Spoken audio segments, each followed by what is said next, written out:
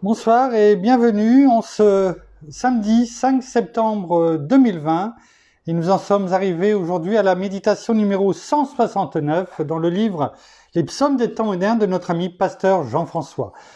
Avant le début de cette méditation et de voir le titre de celle-ci, je voulais souhaiter un bon mois anniversaire à notre petite fille Zoé. Je sais que ça ne se dit pas, mais j'aime bien le souhaiter tous les mois. Donc, bon mois anniversaire, Zoé. C'est... Ah, 9 mois. Voilà. Merci pour ceux qui suivent. Le titre de ce soir, garde tes yeux sur l'objectif. Garde tes yeux sur l'objectif. Il est définitivement essentiel à tous tes préparatifs, car en cours de route, il testera assurément tes motifs. Il sera donc impératif que tu demeures positif et que tu chasses de ta tête le négatif. Car son incitatif te poussera à des gestes trop hâtifs. C'est pourquoi demeure donc attentif, car tu seras seulement créatif si tu demeures face à l'ennemi, combatif et dans ton rapport avec Dieu, actif. Trop souvent, nous regardons à ce que nous n'avons pas et à notre besoin présent qui est non comblé. Et nous en venons à oublier ce qu'il a fait pour nous à travers nos miracles vécus dans le passé. C'est à ce moment que très vite, nous devenons des êtres irrationnels, lorsque tous nos points de repère se traduisent à travers nos situations et défis actuels, plutôt que d'être ancrés sur des fondements éprouvés et vécus à travers sa parole, manifestés en ses promesses inconditionnelles, qui sont expérimentées dans nos vies avec lui à travers cette relation personnelle. Nous tous, à travers nos difficultés, souhaiterions savoir avec certitude que nous marchons toujours dans sa volonté. Mais voilà, qu'une marche par la foi implique dans l'épreuve d'être constamment testé. C'est pourquoi nous devons toujours demeurer focalisés et déterminés, sans oublier l'objectif visé, qui fut un jour par Dieu si clairement démontré. Avant même de s'engager dans cette aventure avec lui, à nos côtés, vers cette destination ciblée. Garde le cap, car à travers l'adversité, tu ne sauras que révéler ta vraie nature et ton degré d'engagement à continuer, à dépendre de lui et d'avancer, afin d'atteindre le but et l'objectif auquel il t'a si clairement exposé. Avant même que tu n'avances sur ce sentier, sache qu'une fois engagé, malgré les ennuis, il te faut continuer de marcher, car sa lumière luit toujours durant la nuit. C'est alors que tu grandiras et sauras te préparer pour la prochaine étape qu'il saura te confier. Car tu lui auras prouvé que sur toi, Malgré les défis, il pourra toujours compter. Conserve donc tes yeux sur l'objectif, car le prix qui lui est rattaché est définitif. Il te sera remis seulement si tu demeures attentif, car ce qu'il requiert n'est pas un engagement subjectif, mais plutôt cet état d'esprit décisif, cultivé avec Dieu à travers ce rapport exclusif, vécu avec lui à travers tous ces échanges interactifs. L'objectif te gardera focalisé lorsque tu voudras tout délaisser. L'objectif fera taire autour de toi toutes ces distractions qui voudraient te pousser à l'abandon. L'objectif te gardera engagé face à l'adversité et il t'aidera à persévérer. Lorsque dans ton cœur, tu voudras tout lâcher. L'objectif te donne la capacité et la force d'endurer. Il te pousse constamment, peu importe l'épreuve, à insister. Il te donne la résilience nécessaire dans la souffrance à continuer de te battre avec constance et insistance, sachant que tu vivras seulement sa récompense si tu demeures persistant à le défendre et à l'attendre activement avec patience. L'objectif t'amène à être focalisé sur ta destinée. Plutôt qu'aux autres te comparer et tes amis envier, il te pousse avec détermination dans l'accomplissement de ce à quoi tu as été appelé. Plutôt que ton prochain jalouser et évaluer. L'objectif te stimule à demeurer concentré et focalisé dans la réalisation de ce pourquoi tu es ici, à travers ce que tu fais avec ta vie aujourd'hui.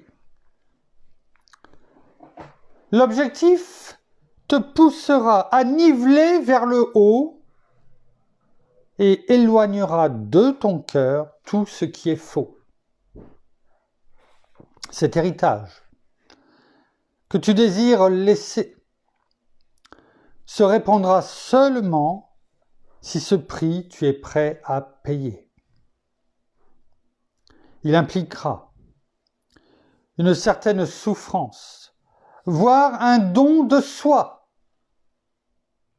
mais ne pourra que s'exprimer à travers toi pour venir par la suite jusqu'à moi.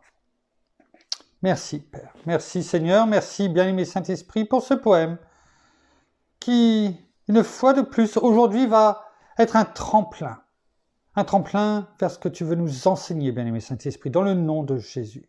Ouais. Éclaire-nous de ta lumière, Seigneur.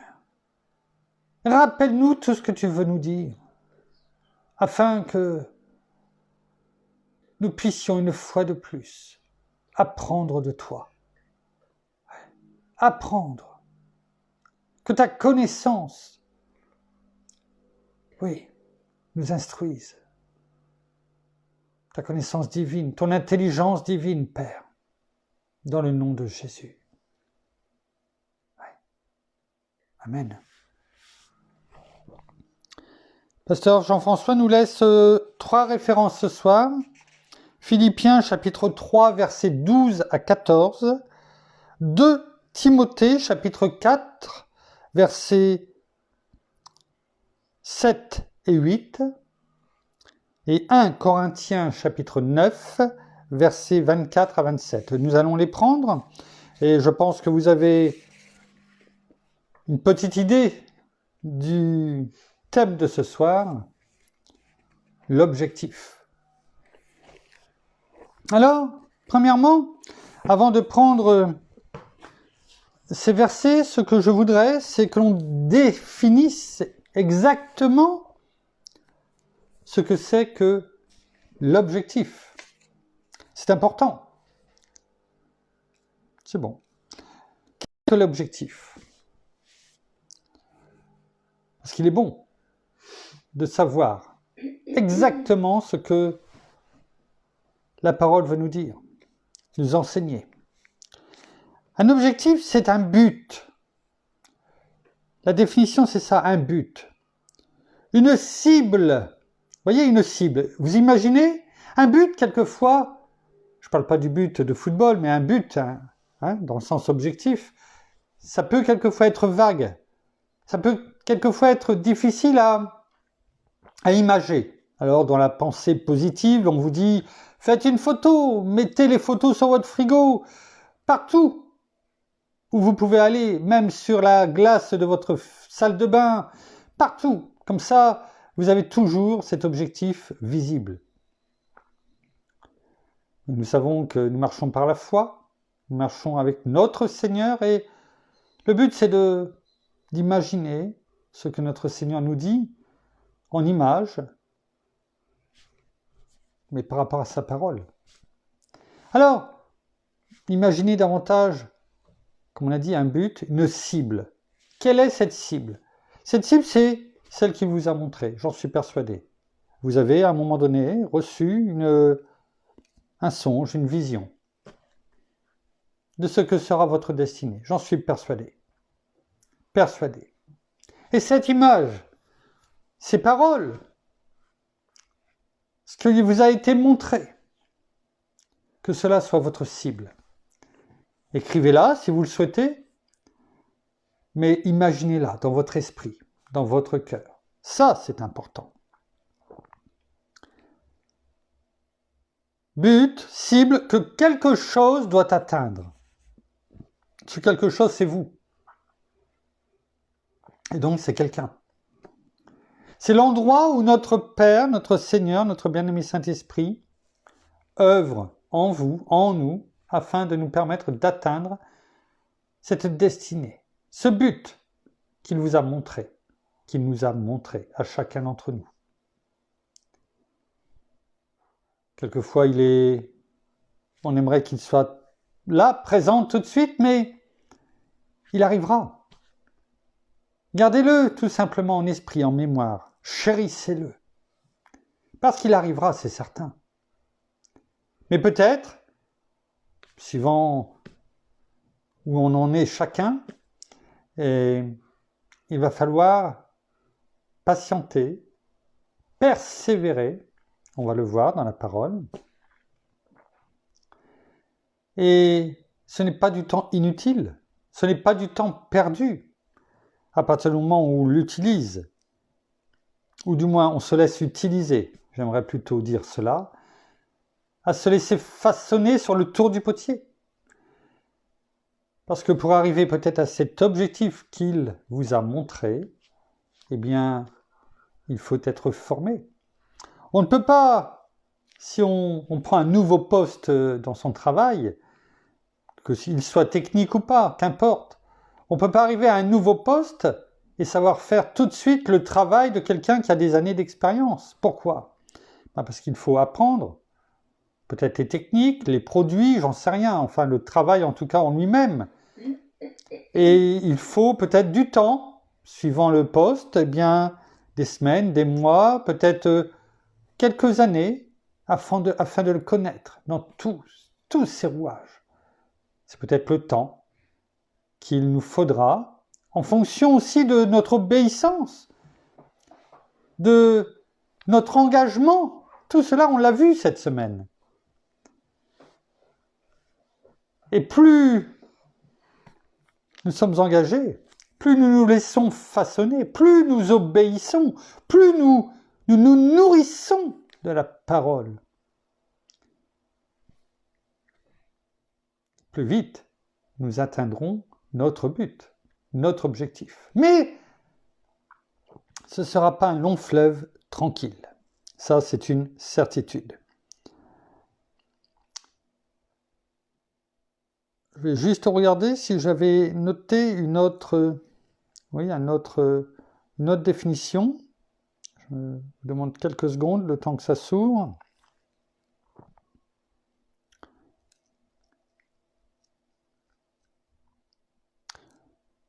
Oui, voilà, c'est ça. C'est un but à atteindre. À atteindre. On l'a vu avec l'apôtre Paul qui compare, je crois, si je ne me trompe pas, que c'est les versets que pasteur Jean-François a notés. On les a déjà vus, mais on va les relire. Et voilà, cette course, cette ligne, le but à atteindre.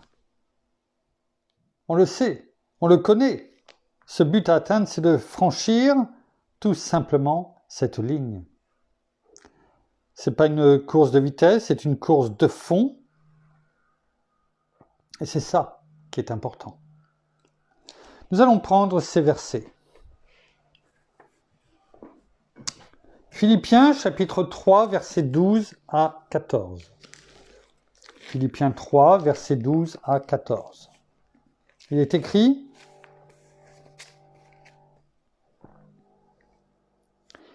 donc, le but c'est de chercher à être comme Christ. Et donc, à poursuivre la perfection. C'est notre objectif. On ne sera jamais parfait. On l'est en esprit, parce que Christ est en nous. Son esprit, notre bien-aimé Saint-Esprit, est en nous. Nous sommes parfaits en esprit. Et nous avons beaucoup de travail à faire dans notre âme, dans notre corps. Et notre bien-aimé Saint-Esprit est là, à œuvrer à travers de notre esprit pour nous montrer, au fur et à mesure de ce que nous apprenons, les choses au quotidien à abandonner. Peut-être que nous avions été formatés depuis notre naissance, ou quel que soit le temps, qu'importe, suivant, bien sûr, la chose qui nous est montrée.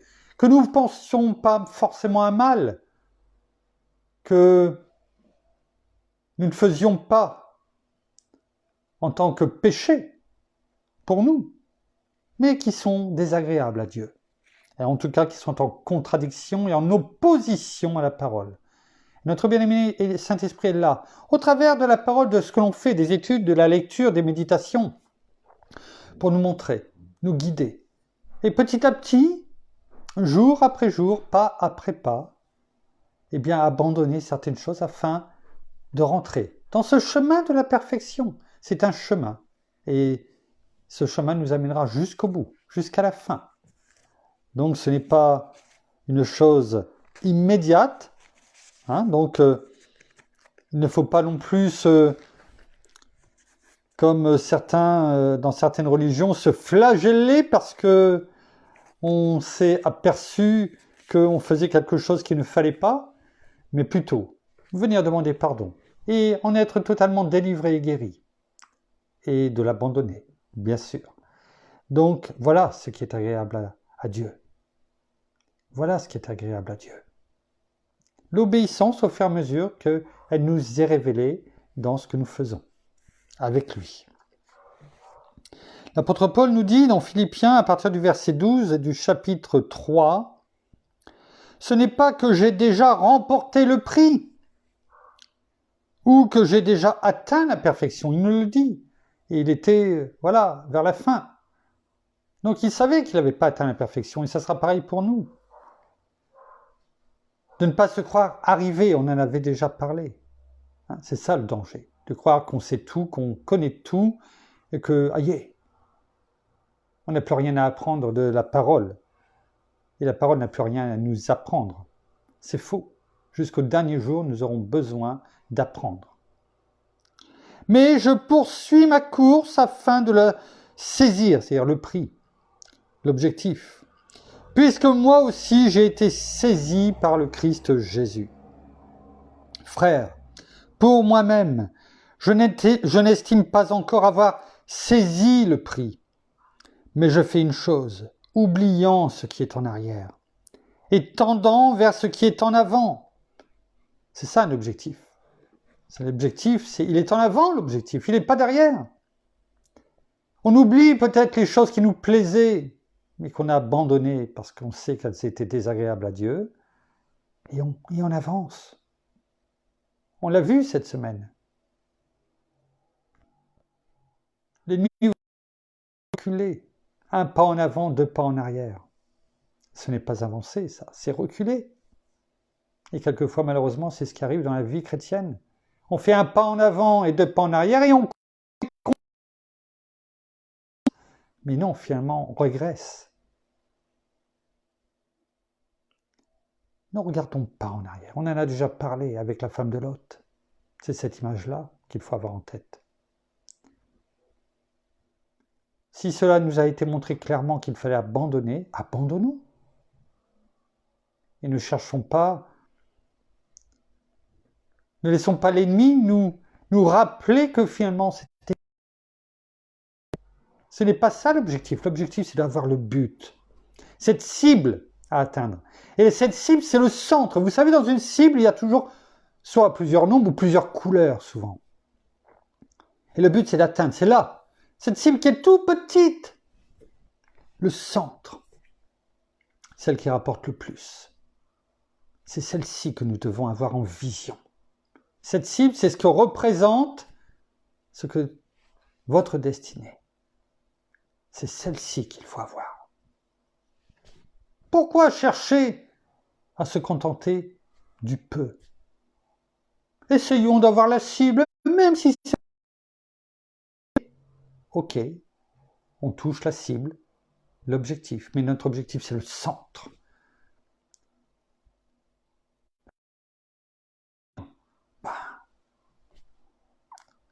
On est bien dans cette cible avec la foule qui était pas loin de Jésus. Dans cette foule, oui. Mais cette foule ne connaissait pas et n'était pas enseignée de la même façon que ceux qui étaient plus près du centre, qui représentent notre Seigneur.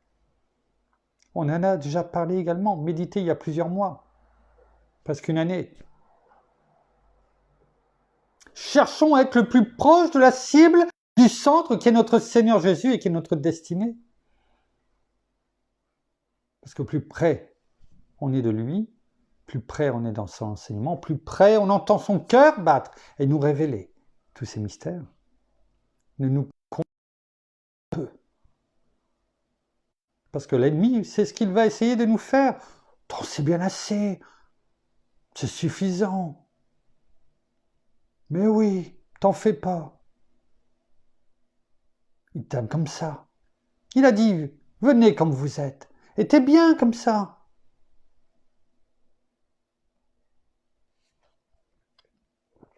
Oubliant ce qui est en arrière et tendant vers ce qui est en avant, je cours vers le but pour obtenir le prix de la vocation céleste de Dieu en Christ Jésus. Dans 2 Timothée 4, chapitre 4, versets 7 et 8. 2 Timothée 4, versets 7 et 8. Paul annonçant sa mort prochaine à Timothée.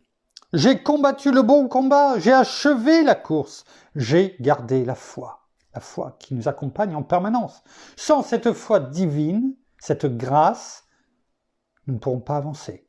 Et on aura toujours ce regard en arrière. Et donc, vous savez très bien qu'on n'avance pas. Désormais, la couronne de justice m'est réservée. Le Seigneur, le juste juge, me la donnera en ce jour-là, et non seulement à moi, mais à tous ceux qui auront aimé son apparition. C'est ça notre objectif. Qu'il nous remette cette couronne lui-même. Notre Seigneur, le juste juge. Merci Seigneur. Dans 1 Corinthiens, chapitre 9. 1 Corinthiens, chapitre 9, versets 24 à 27. Et là, on le sait, je vais simplement le lire, que voilà, la vie chrétienne est comparée à une course d'athlétisme. Ne savez-vous pas que ceux qui courent dans le stade courent tous, mais qu'un seul reçoit le prix? Courez de manière à l'obtenir. On a vu l'objectif. La vôtre, qui vous a été montrée, est la couronne de vie lorsque l'on a franchi la ligne. Tout lutteur s'impose toute espèce d'abstinence. Eux pour recevoir une couronne corruptible, nous pour une couronne incorruptible. Moi donc je cours, mais non pas à l'aventure. Je donne des coups de poing, mais non pour battre l'air. Pourquoi? Parce que on a la parole de Dieu, on a notre bien-aimé Saint-Esprit qui nous conduit. Et si on se laisse conduire par lui, c'est jamais en vain. Jamais. Même si on ne sait pas et qu'on ne connaît pas tout et qu'on ne voit pas tout. Si on se laisse conduire, si on se laisse enseigner, que nous ne sommes pas des auditeurs oublieux et que nous mettons en pratique ce qui nous est demandé, ce ne sera jamais en vain. Au contraire, je traite durement mon corps et je le tiens assujetti de peur, après avoir prêché aux autres, d'être moi-même disqualifié. Persévérer, ne pas retomber dans ses travers. Assujetti, le verbe assujettir. On va regarder ce que cela veut dire en définition. Assujettir. Assujettir, ça veut dire placer sous sa domination. Asservir. Voilà ce que veut dire assujetti. Lorsqu'il est dit,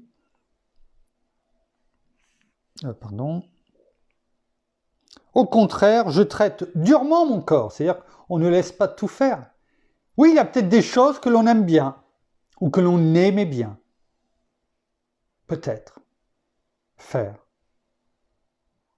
Mais il faut savoir dire stop, si on sait que c'est contraire. Alors, c'est pas facile. C'est peut-être encore plus dur par moment, surtout si c'est des choses que l'on faisait depuis bien longtemps. Mais lorsque la parole nous montre clairement que, quelle que soit la façon, eh bien qu'il faut arrêter, eh bien oui. Comme Paul, peut-être qu'il faut traiter durement le corps, son corps, et le tenir assujettir, de peur de retomber, de peur d'après avoir prêché aux autres, d'être moi-même disqualifié. Tant qu'on ne le sait pas, tant qu'on n'a pas été enseigné, on ne le sait pas. Quand on a été enseigné et qu'on sait qu'il ne faut plus faire les choses, on arrête. On arrête. Et comme l'apôtre Paul, il faut savoir asservir dans ces cas-là son corps, c'est-à-dire le placer sous sa domination, le soumettre, lui commander, le dominer, l'opprimer, le contraindre, le conquérir. C'est ça les synonymes de assujettir. Oui, c'est pas rien, c'est fort. L'asservir, asservir, l'asservir. C'est-à-dire le réduire à un état de servilité, c'est-à-dire d'esclavage. C'est ça que ça veut dire. Vous voyez? C'est fort. Et c'est cela qui nous est demandé. Pourquoi? Parce que si nous sommes parfaits en esprit, notre corps sera attaqué par l'ennemi. Et il voudra nous faire revenir sur ce que nous avons abandonné. Et cela ne va pas être facile. Comme l'apôtre Paul le dit, je sais ce qu'il faut faire, mais je ne le fais pas. Et ce qu'il ne faut pas faire, eh bien, je le fais. C'est pourquoi il est important, comme l'apôtre Paul, bien, d'asservir, d'assujettir, notamment son corps et ses pensées, parce que les deux sont liés. Alors, juste quelques versets pour confirmer tout ceci. Dans Matthieu chapitre 5, verset 29, Matthieu chapitre 5, verset 29, il est écrit, et c'est notre Seigneur Jésus qui parle. Vous allez reconnaître parce que c'est quelque chose que l'on connaît. Si ton œil droit est pour toi une occasion de chute, arrache-le et jette-le loin de toi. Bien entendu, c'est spirituellement. Hein, si ton œil spirituel, en pensée, etc. Bien sûr, vous n'allez pas vous arracher l'œil parce que Frédéric a lu dans la parole qu'il fallait vous arracher l'œil. Non, non, c'est... Hein. Car il est avantageux pour toi qu'un seul de tes membres périsse et que ton corps entier ne soit pas jeté dans la géhenne. La géhenne, c'est les feux de l'enfer. Ne laisse pas tes pensées t'amener à regarder, ou l'ennemi en tout cas te conduire à regarder ou à retomber dans des choses ou, je sais pas, des émissions ou retomber sur Internet simplement ou sur Facebook, hein, je le vois. Hein. J'aurais franchement, et mon épouse le sait, plus on est présent sur Facebook, notamment à partager en plus tous les partages que je fais au quotidien, plus je reçois d'invitations. Mais alors des invitations formidables, de jeunes demoiselles, de femmes, la plupart du temps dénudées. Et à force, je les ouvre même plus. Je me suis fait avoir une fois ou deux au départ et maintenant je les reconnais. Simplement avec le nom, simplement avec une image. Toute petite, je reconnais. Et je bloque. Et l'ennemi essaiera de toutes les façons afin que ton œil, tes pensées soient détournées et que tu craques. C'est pourquoi il faut durement asservir notre corps, nos pensées. Et nos yeux, en l'occurrence. Car il est avantageux, on l'a dit, pour toi qu'un seul de tes membres périsse et que ton corps entier ne soit pas jeté dans la géhenne, dans les feux de l'enfer. Parce que voilà l'objectif, le but de l'ennemi, c'est celui-ci. Nous avons un but, et lui, il a un but. Dans Matthieu, chapitre 18, là on a vu l'œil de nos pensées, on va dire. Dans Matthieu 18, verset 8, « Si ta main, après l'œil, ta main, ou ton pied est pour toi une occasion de chute, coupe-les et jette-les loin de toi. Mieux vaut pour toi entrer dans la vie manchot ou boiteux que d'avoir 2 pieds ou 2 mains et d'être jeté dans le feu éternel. » Et le verset 9, on repart de l'œil. Mais là, ce qu'il veut dire, c'est que la parole veut dire, c'est notre Seigneur Jésus qui nous parle. Effectue une chirurgie spirituelle s'il y a besoin. Et ne te laisse pas entraîner par ton corps à faire des choses contraires à ce que la parole te dit. Laisse cette bride à ton corps que notre Seigneur t'a mise afin de marcher dans le chemin de la droiture de ton cœur et sur le chemin de l'intégrité. Ne laisse pas l'ennemi t'attirer. Et croyez-moi, il sait y faire.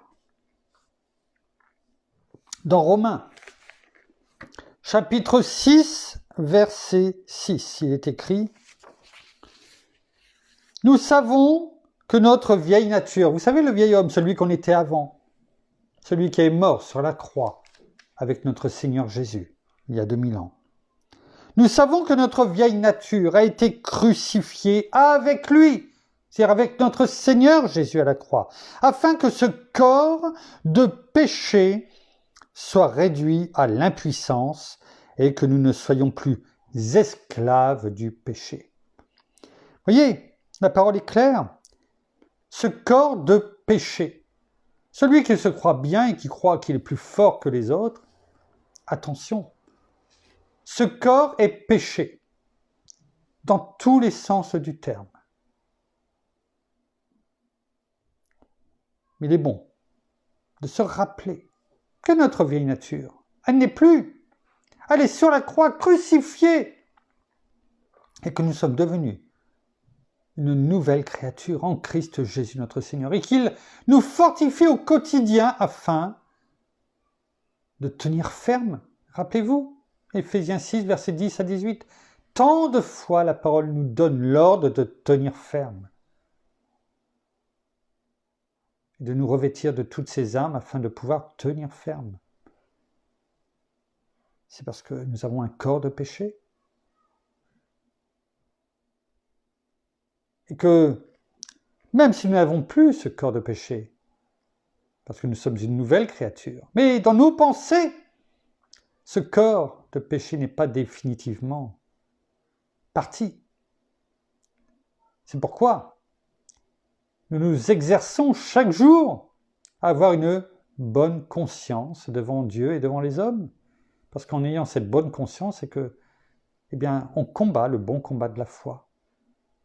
En marchant chaque jour dans ce chemin d'intégrité, en essayant de ressembler le plus possible à la perfection de Christ. Mais comme je l'ai dit au début, ce ne se fera pas du jour au lendemain. Et donc, nous devons tenir ferme, combattre, asservir notre corps, l'assujettir. Quand on voit que c'est un peu trop dur, ça va peut-être être épaulé par un frère ou une sœur. Et prier, bien entendu.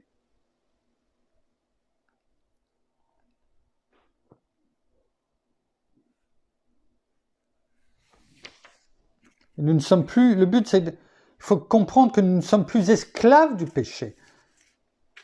L'ennemi va vouloir faire croire que nous sommes toujours et qu'on peut pécher facilement. C'est possible. Je ne vais pas vous dire que c'est pas vrai. Mais non pas parce que nous sommes esclaves du péché. C'est parce que nous nous serons laissés tenter. Il y a une différence entre être tenté et être esclave. Esclave, c'est d'avoir les chaînes. Être tenté, c'est avoir chuté contre une pierre qui était mise devant nous. Vous voyez la différence? C'est pas la même chose.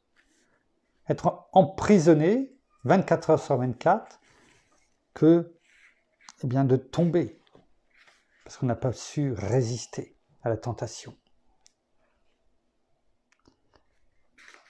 Être esclave, c'est appartenir à l'ennemi. Être tenté et tomber, c'est savoir se relever et venir demander pardon devant notre Seigneur et d'apprendre de cet échec, comme l'enfant qui tombe quand il apprend à marcher, et après, de persévérer afin de ne plus retomber, en tout cas dans ce domaine-là. Il y a quand même une sacrée différence. Romains, toujours, chapitre 8, verset 13, il est écrit « Si vous vivez selon la chair », écoutez bien, c'est pas moi qui le dis, c'est la parole. La parole, Dieu est amour, mais il est juste également. Si vous vivez selon la chair, si vous vous laissez en disant on ne me voit pas et je peux laisser libre cours à ma chair, regardez ce qui est écrit. Si vous vivez selon la chair, vous allez mourir. Mais si par l'esprit avec un grand E, vous faites mourir les actions du corps, vous vivrez.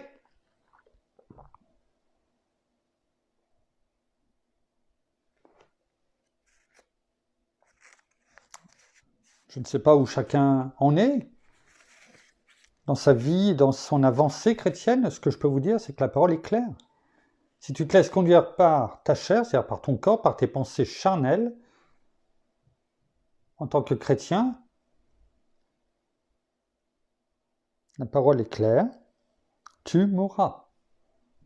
Donc, ne laisse pas l'ennemi t'emmener à vivre selon la chair, parce que il est écrit dans Romains 8.1, il n'y a donc plus maintenant aucune condamnation pour ceux qui sont en Christ Jésus et qui marchent non selon la chair, mais selon l'Esprit.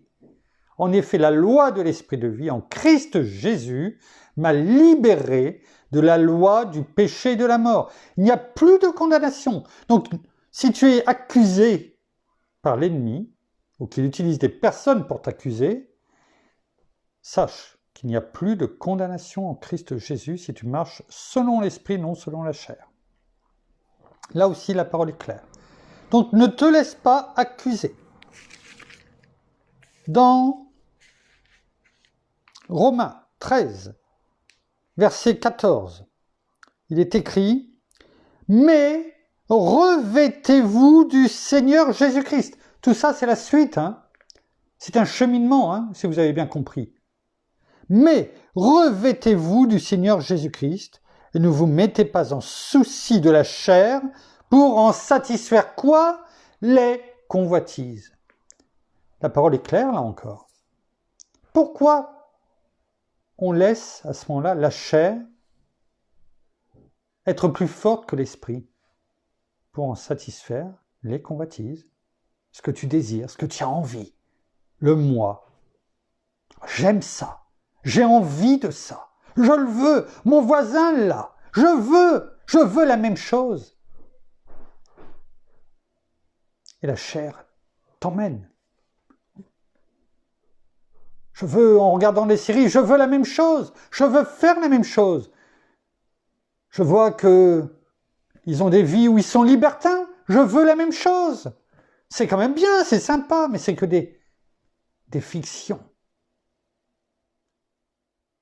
Et que l'ennemi utilise dans vos vies pour vous montrer que le mariage, ça ne sert à rien. C'est une contrainte, une prison. Et l'ennemi t'attire dans le feu de la géhenne, sans que tu t'en rendes compte. Dans Galates,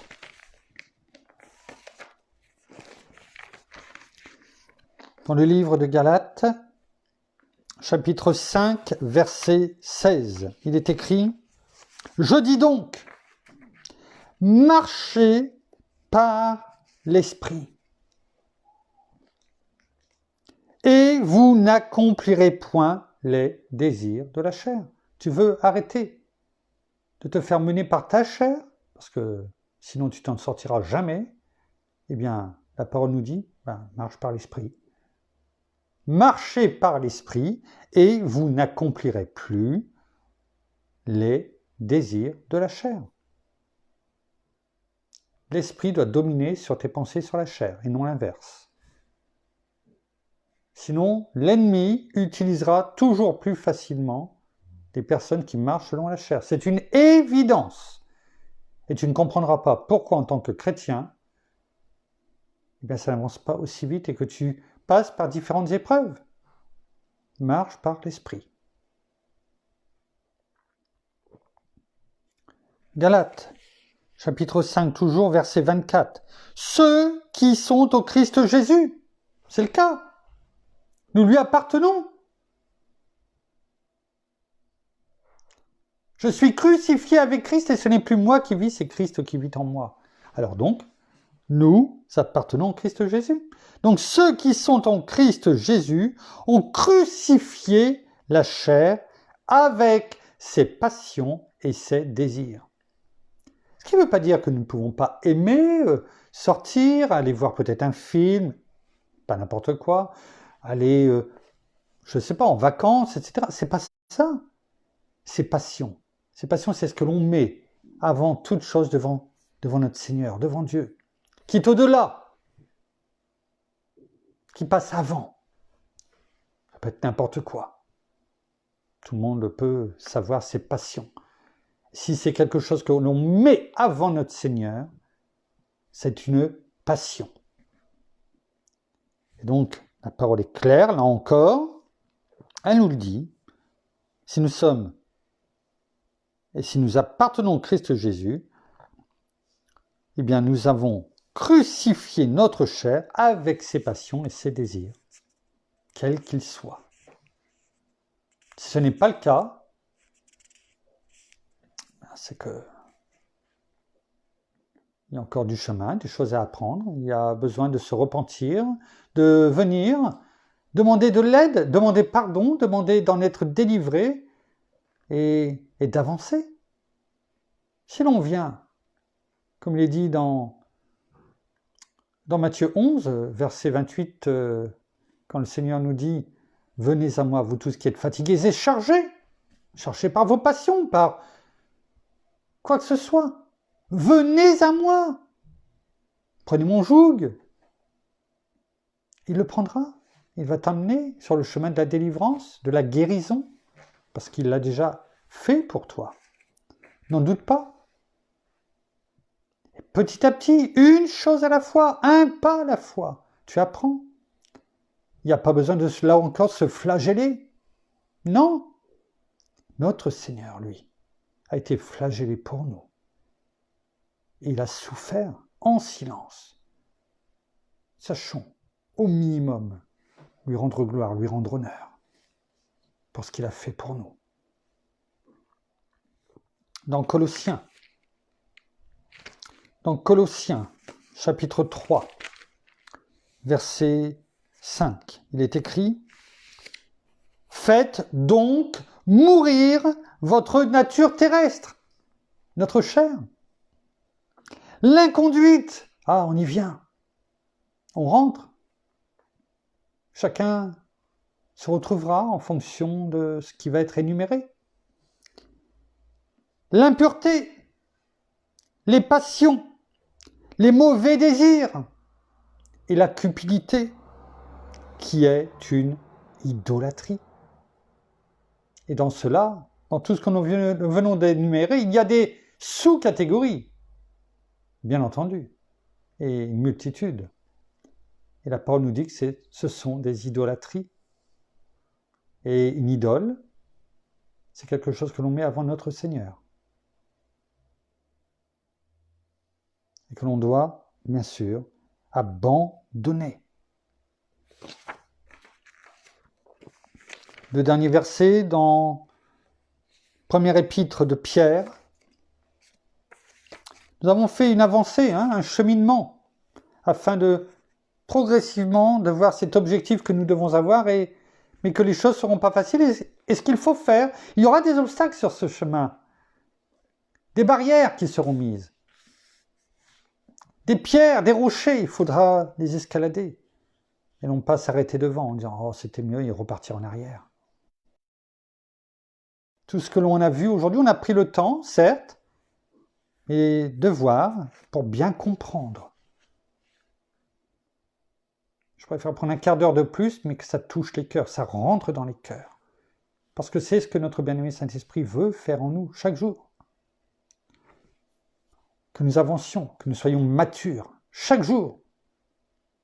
Ce n'est pas simplement pour faire bien qu'on fait une méditation, mais c'est pour nous nourrir. Première épître de Pierre, chapitre 2, verset 11.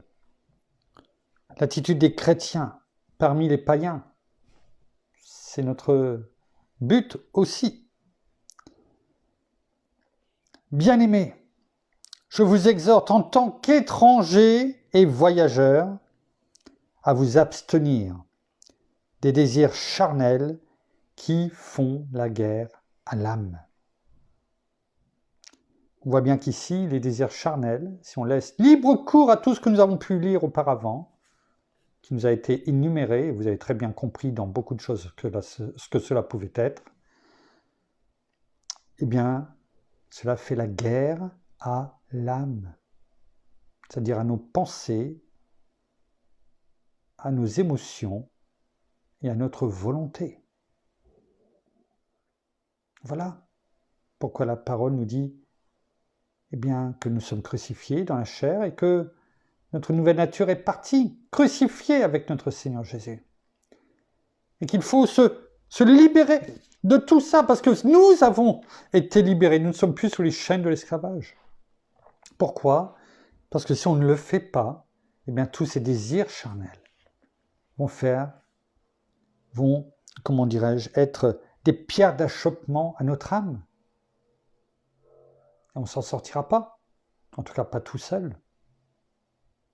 Voyez ce cheminement et pourquoi on doit abandonner. Enfin, dans chapitre 4 de toujours la première épître de Pierre, pour terminer, les versets 1 à 2, « Ainsi donc, puisque Christ a souffert dans la chair, on l'a dit tout à l'heure, vous aussi, armez-vous de la même pensée. » Alors, bien sûr, nous n'allons pas subir le fouet romain. Et cela ne veut pas dire que ça va être facile d'abandonner certaines choses. Mais il faut savoir résister. Peut-être oui, souffrir un peu dans la chair parce qu'on résiste et on ne veut pas. On dit non, que votre non soit non. Mais soyons honnêtes, je pense que on est tous d'accord pour dire que c'est quand même moins pénible que le fouet romain que notre Seigneur Jésus a dû endurer pour nous, ainsi que l'œuvre de la croix.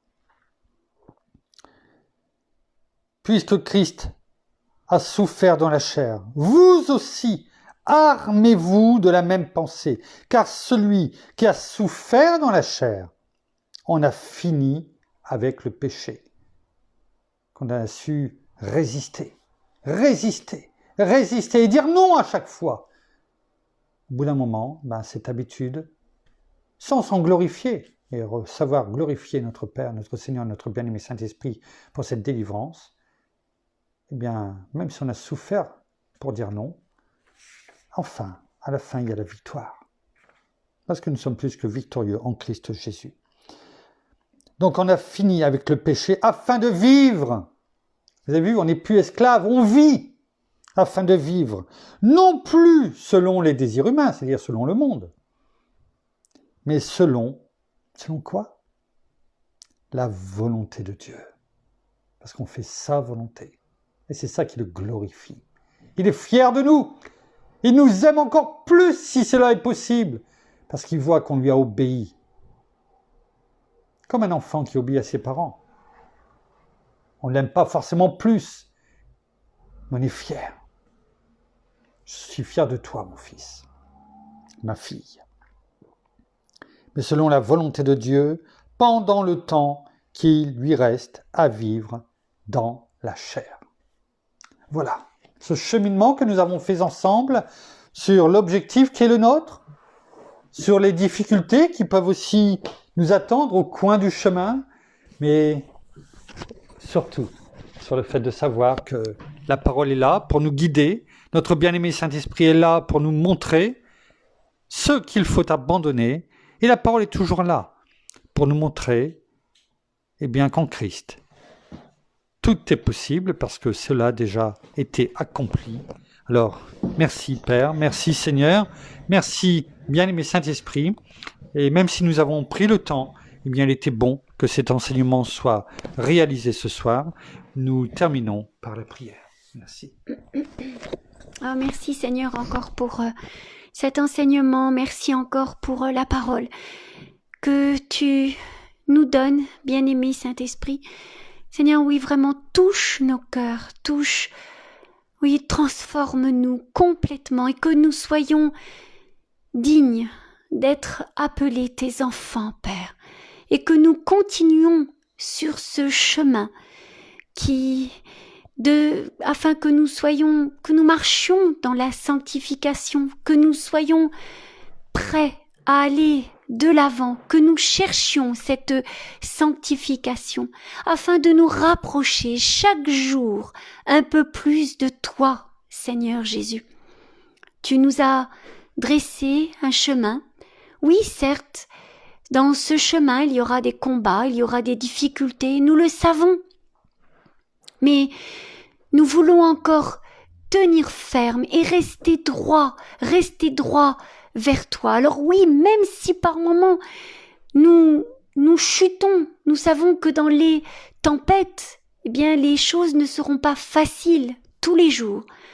Mais nous voulons achever notre course. Nous voulons franchir cette ligne avec toi. Et nous voulons vraiment continuer sur ce chemin de sanctification chaque jour de notre vie. Alors, abandonnons toutes ces choses du monde, abandonnons toutes ces convoitises de la chair, toutes ces convoitises des yeux, et que nous marchions afin d'être droits. N'allons pas ni à droite ni à gauche, mais restons droits, et fortifions-nous dans notre foi, afin d'être trouvés droits par toi, Seigneur Jésus. Toi qui reviendras chercher ton Église, ton épouse, que nous soyons prêts que nous soyons prêts et prêtes à toujours aller de l'avant pour toi, afin que nous soyons ces saints que tu veux que nous soyons chaque jour de notre vie. Alors oui, merci pour cet enseignement et que vraiment tu nous montres par ta parole, afin de la garder dans nos cœurs, dans nos esprits, dans nos pensées, afin de nous fortifier chaque jour un peu plus.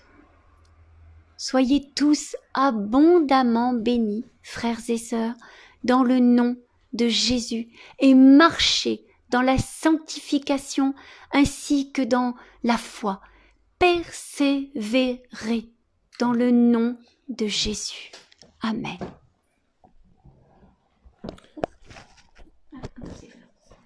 Voilà, ainsi se termine et s'achève cette méditation du soir. Demain, rendez-vous, non pas demain soir, parce que nous sommes donc dimanche, mais demain matin à 11h pour le culte, et nous allons vous envoyer là dans la soirée très prochainement les louanges que nous allons élever demain matin à 11h, à partir de 11h, donc à notre Père, comme un parfum de bonne odeur à notre Seigneur et à notre bien-aimé Saint-Esprit. En tout cas, comme mon épouse l'a dit, nous vous bénissons en tout cas de toutes les bénédictions spirituelles dans les lieux célestes en Christ. Nous vous aimons abondamment. Nous saluons nos amis au Québec, au Canada, comme au quotidien, ainsi que bien sûr toutes nos frères et sœurs dans la francophonie. Nous vous aimons en tout cas abondamment et nous vous donnons rendez-vous demain à 11h. Au revoir, bonne soirée.